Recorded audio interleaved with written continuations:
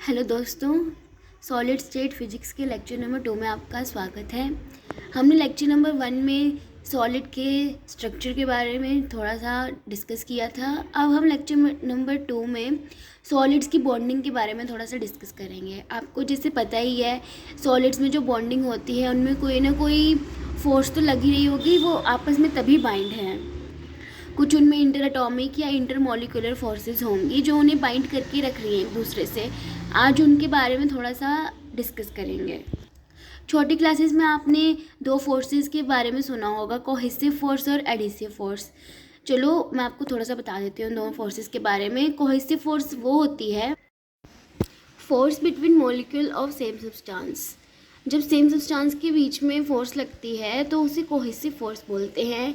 इसका आपको मैं एक बहुत अच्छा एग्जांपल देती हूँ, जैसे कि वाटर मॉलिक्यूल्स सेम होते हैं ना, सारे H2O होते हैं सारे मॉलिक्यूल पानी के अंदर।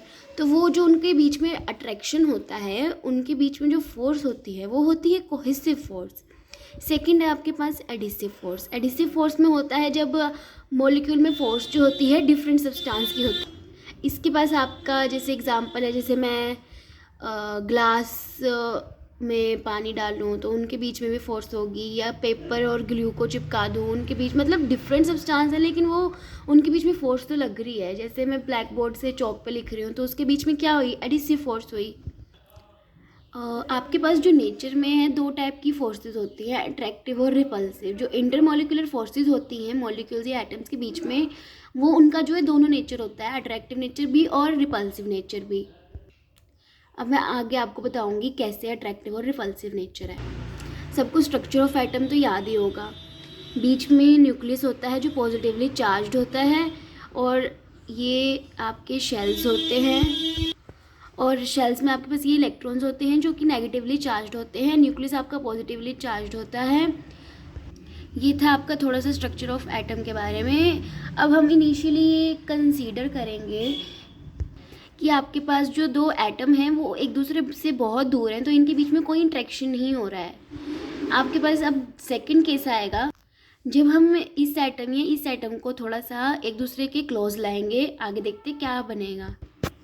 जब हम इनको पास लाएंगे तो इसका पॉजिटिव इसके नेगेटिव के इलेक्ट्रॉन से और इसका पॉजिटिव न्यूक्लियस का इसके इलेक्ट्रॉन के नेगेटिव से अट्रैक्ट करें, तो यहाँ पे क्या लगेगी, फोर्स ऑफ अट्रैक्शन।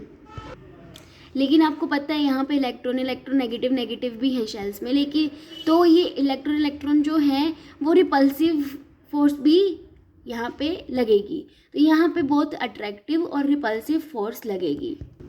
और अगर ये एटम जो है ओवरलैप कर जाए तो आपका जो रिपल्सिव फोर्स होता है वो इंक्रीज़ हो जाता है, और जो अट्रैक्टिव फोर्स होता है वो डिक्रीज़ हो जाता है, और यहाँ पे जो आपका सिस्टम है वो फॉर्म हो जाता है।